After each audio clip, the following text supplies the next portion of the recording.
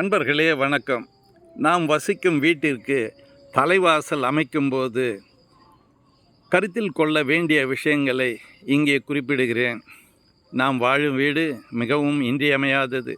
அந்த வீட்டின் அளவுகளை சரியான முறையிலே அமைத்து சரியான தலைவாசல் அமைக்கும்போது அந்த வீடு நல்ல சுபிட்சத்தை கொடுத்து நல்ல பலனுடன் நம்மை வாழ வைக்கக்கூடிய வீடாக அமையும். அன்பர்களே, தலைவாசல் அமைக்கும்போது உச்ச நீச்ச பகுதிகளை கருத்தில் கொண்டு வீட்டை அமைப்பது, தலைவாசலை அமைப்பது சிறந்த பலனை தரும். தலைவாசல் உள்ளளவு 9 பங்கும், அகலம் 5 பங்கும் இருக்குமாறு வீட்டை தலைவாசல் அமைப்பது மிக சிறந்த பலனை கொடுக்கும். தலைவாசல் அமைக்கும்போது மிக உயரமாக இருக்கவும் கூடாது, மிக தாழ்வாக இருக்கவும் கூடாது.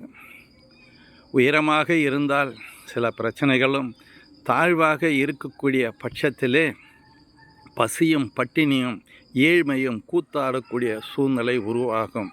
எனவே சரியான அளவிலே தலைவாசல் அமைக்க வேண்டும். அவ்வாறு அமைப்பதற்கு 64க்கு 34 அங்குலம் என்ற அளவிலே தலைவாசல் அமைத்து கொள்வது சிறந்த பலனை கொடுக்கும். பொதுவாக வடக்கு தலைவாசல் வீடுகளுக்கு மேற்கு முதல் கிழக்கு வரை 9 பாகங்களாக பிரித்து 4½ பாகம் முதல் 6 பாகம் வரை தலைவாசல் அமைக்க வேண்டும். இவ்வாறு அமைக்கப்படும் வீடுகள் சிறந்த பலனை கொடுக்கும். வெளிப்புற சுவருக்கு தலைவாசலுக்கு நேராக சிறிய கேட் ஒன்றும், வடகிழக்கு ஈசான மூலையில் பெரிய கேட் ஒன்றும் அமைப்பது அனைத்து விதத்திலும் உங்களுக்கு நன்மையை தரும்.